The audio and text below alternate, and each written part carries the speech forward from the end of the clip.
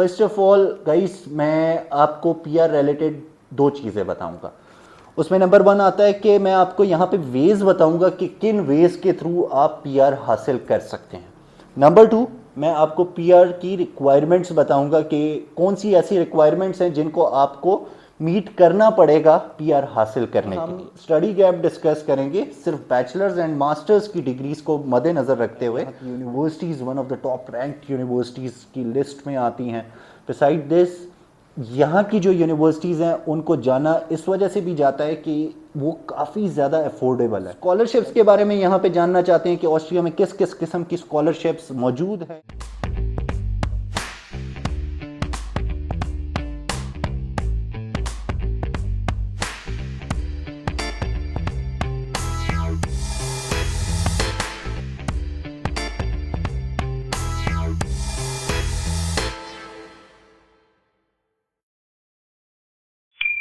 अस्सलाम वालेकुम दोस्तों, I hope you all are doing well. I am Khalid Munawwar and मैं अक्सर आप दोस्तों के लिए फॉरेन एजुकेशन पे वीडियोस बनाता रहता हूँ।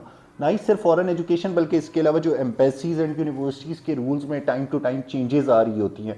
मेरी कोशिश होती है कि उन सारी चेंजेस को भी वीडियोज़ की फॉर्म में इस चैनल पर पोस्ट करूँ। बिसाइड दिस, अगर किसी किस्म की वर्क परमिट की इन्फॉर्मेशन मेरे पास आती है तो मेरी कोशिश होती है कि उन सारी इंफॉर्मेशन को भी समराइज्ड फॉर्म में पोस्ट करूँ इस चैनल पे, ताकि वो आप दोस्तों तक टाइमली पहुंच सकें एंड आप उसके अकॉर्डिंगली अपने प्रोसेसेस को स्मूथ कर सकें।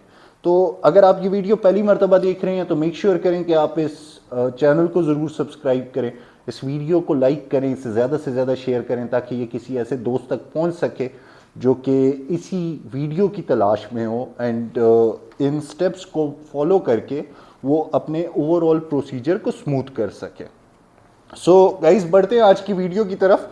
आज basically I was sitting in my office and I was just scrolling through YouTube and मुझे एक कमेंट नज़र आया जो कि एक दोस्त का है and it's from an ID जिसका नाम है AMRR। आपको यहाँ पे शो हो रहा होगा। इसमें ये दोस्त बेसिकली एक रिक्वेस्ट कर रहे हैं। फर्स्ट ऑफ ऑल इनकी रिक्वेस्ट देख लेते हैं कि इन्होंने रिक्वेस्ट की है, sir make a video on PR after study in Austria. तो फर्स्ट ऑफ ऑल तो ये जानना चाह रहे हैं कि पीआर ऑस्ट्रिया में कैसे हासिल की जाती है। सेकंड जो इनका क्वेश्चन है वो ये है कि study gap is acceptable for MS degree program question mark.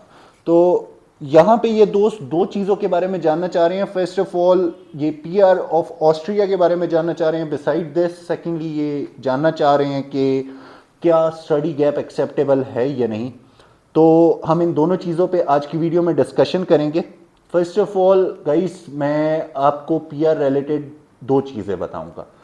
उसमें नंबर वन आता है कि मैं आपको यहाँ पे वेज बताऊंगा कि किन वेज के थ्रू आप पीआर हासिल कर सकते हैं। नंबर टू, मैं आपको पीआर की रिक्वायरमेंट्स बताऊंगा कि कौन सी ऐसी रिक्वायरमेंट्स हैं जिनको आपको मीट करना पड़ेगा पीआर हासिल करने के लिए। उसके बाद जब हम स्टडी गैप वाले टॉपिक पे आएंगे तो उसमें हम स्टडी गैप डिस्कस करेंगे सिर्फ बैचलर्स एंड मास्टर्स की डिग्रीज को मद्देनज़र रखते हुए, बिकॉज PhD के केस में स्टडी गैप इतना इशू नहीं बनता।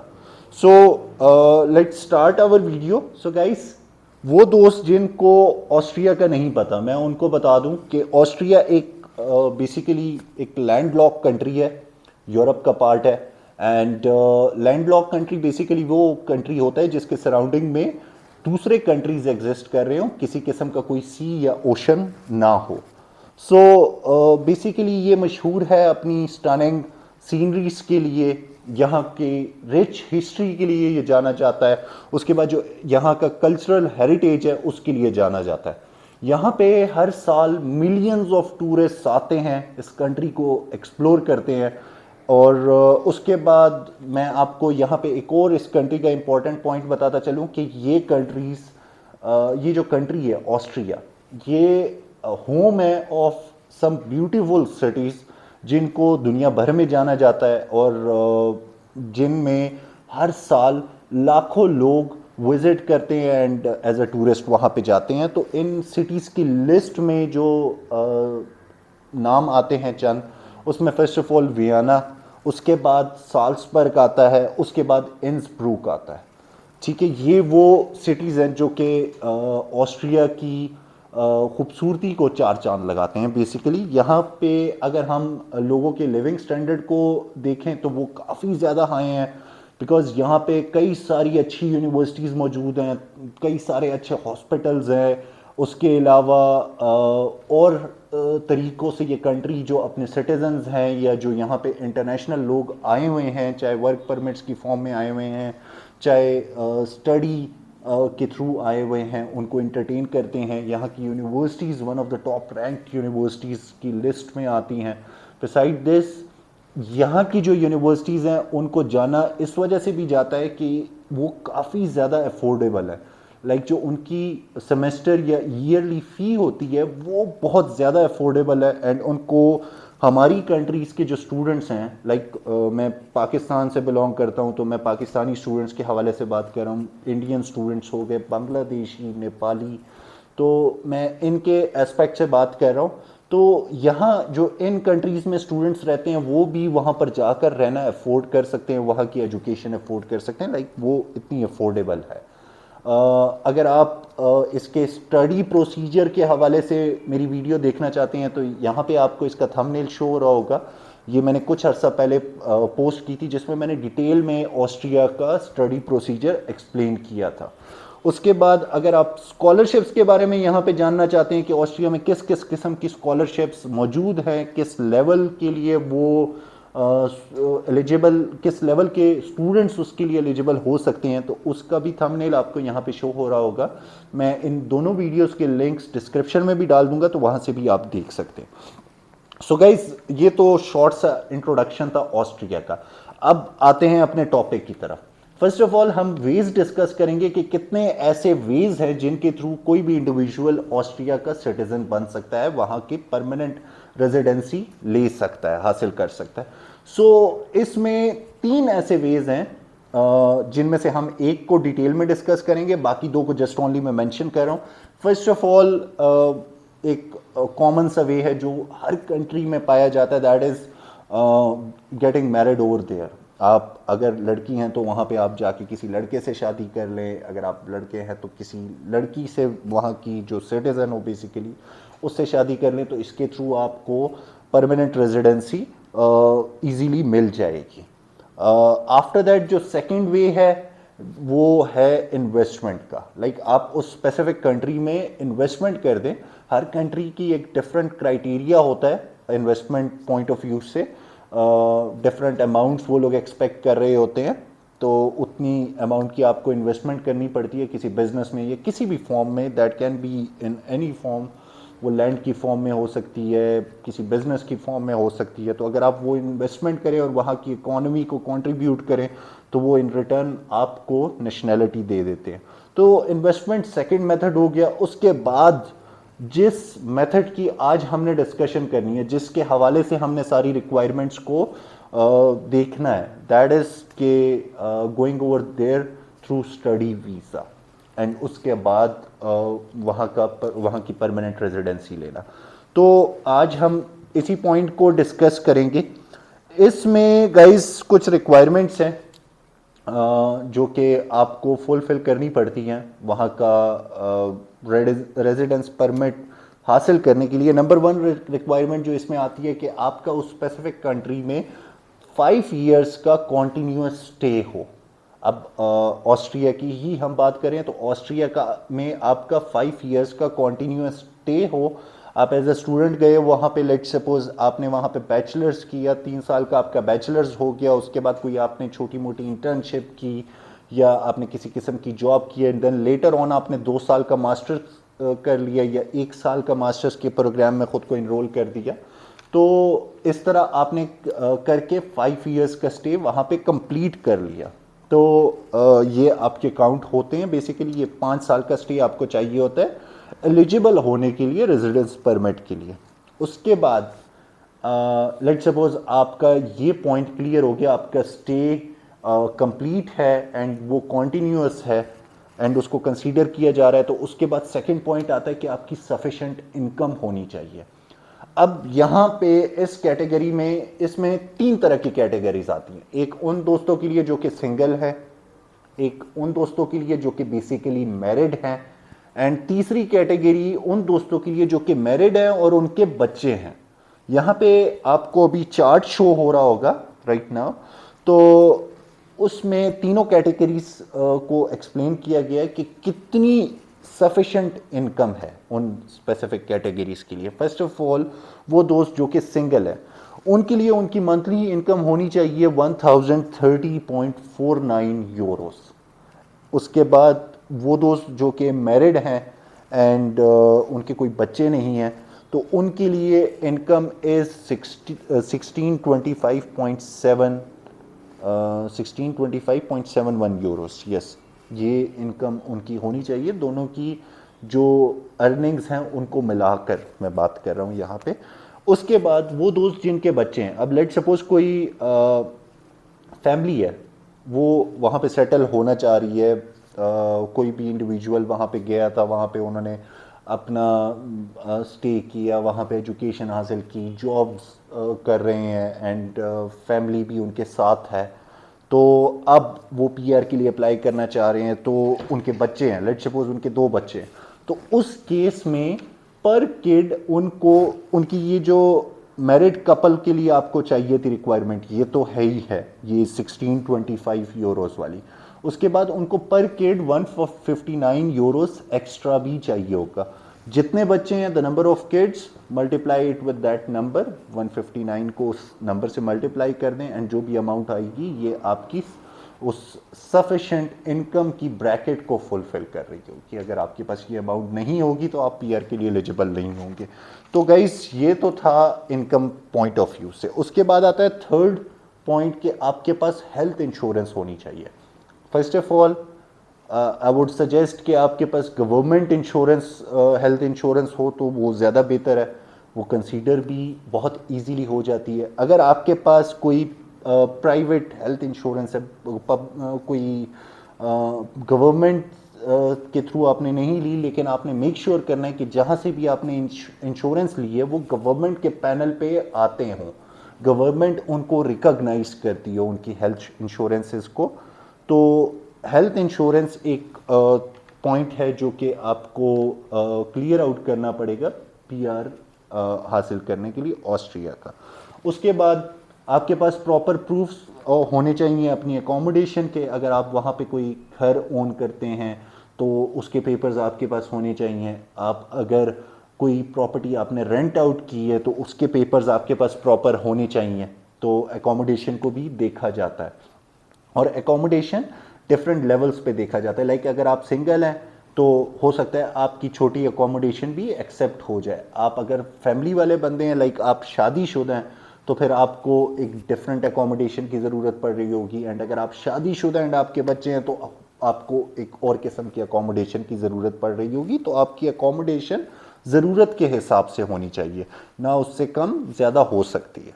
तो अकोमोडेशन को देखा जाता है। उसके बाद आता है लैंग्वेज। एंड यहाँ पे मैं आपको बताता चलूँ कि ऑस्ट्रिया में जर्मन बोली जाती है बेसिकली। तो अगर आप पीआर के लिए अप्लाई करना चाह रहे हैं तो आपको जर्मन आनी चाहिए एंड ये B1 लेवल की आपकी जो स्पीकिंग स्किल्स हैं वो होनी चाहिए। जिन दोस्तों को B1 लेवल का नहीं पता, यहाँ पे आपको शो हो रहा होगा, मैं इन पॉइंट्स को थोड़ा सा एक्सप्लेन भी कर लेता हूँ कि B1 लेवल में आते हैं वो दोस्त जो कि किसी भी कॉन्वर्सेशन में मेन पॉइंट्स को अंडरस्टैंड कर लें, उनकी लैंग्वेज पे ग्रिप इतनी हो कि किसी भी कॉन्वर्सेशन पे कॉन्वर्सेशन में मेन पॉइंट्स को वो समझ सकें और उनसे फेमिलियर हों, किसी भी टेक्स्ट को वो पढ़ सकें, इतनी लैंग्वेज उनको आनी चाहिए। उसके बाद सेकंड पॉइंट के communicate in everyday situation with native speakers. जो वहाँ के रिहायशी लोग हैं, जो वहाँ के मकामी लोग हैं, उनके साथ कम्युनिकेशन कर सकते हों, इतनी लैंग्वेज उनकी स्ट्रॉन्ग होनी चाहिए, जर्मन बेसिकली। उसके बाद आता है कि अगर लेट सपोज उनको इतनी जर्मन आनी चाहिए कि वो किसी किस्म के अपने एक्सपीरियंस को एक्सप्लेन कर सकें, अपने लाइफ के इवेंट्स को एक्सप्लेन कर सकें, अपने ख्वाबों को बयान कर सकें उस स्पेसिफिक लैंग्वेज में। उसके बाद उनको उनका लैंग्वेज पे इतना ग्रिप होना चाहिए कि वो किसी होटल में रिजर्वेशन कर सकें, किसी किस्म का फूड ऑर्डर कर सकें किसी होटल में, इतनी उनकी जो जर्मन लैंग्वेज है वो इतनी स्ट्रॉन्ग होनी चाहिए। उसके बाद जब हम राइटिंग स्किल्स की तरफ आते हैं तो यहाँ पे उनकी जर्मन जो है वो उस पर इतना ग्रिप होना चाहिए कि वो किसी किस्म का टेक्स्ट लिख सकें, चाहे वो सिंपल हो या कॉम्प्लेक्स हो, उसको लिख सकें, उसको पढ़ भी सकें एंड अपने मैसेज को डिलीवर भी कर सकें। सो ये बेसिकली कुछ थोड़ी सी मैंने आपको डिटेल देने की कोशिश की है B1 कैटेगरी की, इस लेवल की, कि ये किस किस्म मतलब इस लेवल के लिए आपको किस किस्म की जर्मन लैंग्वेज आनी चाहिए। तो ये कुछ क्राइटेरियाज थे।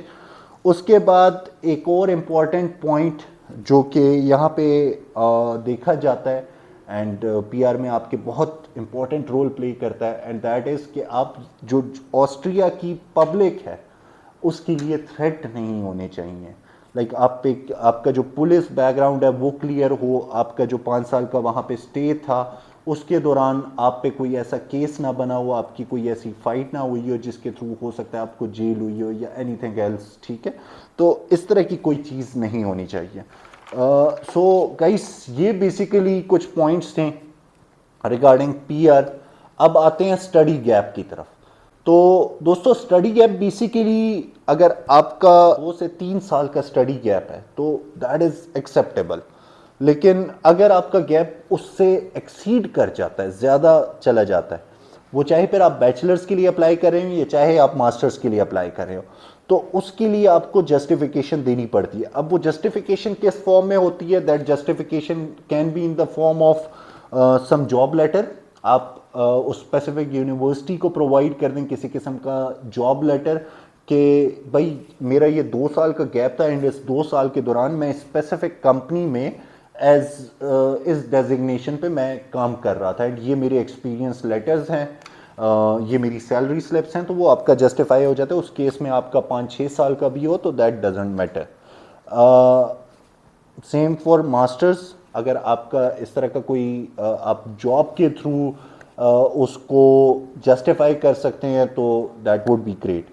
उसके बाद अगर आपका इन केस स्टडी गैप किसी इलनेस की वजह से एग्जिस्ट कर रहा है कि लाइक एक डिग्री करने के बाद आपने लेट सपोज सेकेंड ईयर की एंड उसके बाद बीमार हो गई, या आपने बैचलर्स कर लिया एंड उसके बाद बीमार हो गए, तो उस वो जो गैप है स्टडी गैप, लेट सपोज 2 साल का आ गया, 3 साल का आ गया, तो उनको आप अपने मेडिकल सर्टिफिकेट से जस्टिफाई कर सकते हैं कि इस 2 से 3 साल के पीरियड में आई वॉज नॉट वेल, मैं स्टडी नहीं कर सकता था, मैं ट्रीटमेंट से गो थ्रू हो रहा था एंड ये मेरे सर्टिफिकेट्स हैं जो कि एक्सप्लेन करते हैं कि इस दौरान मैं हॉस्पिटलाइज था या वटेवर।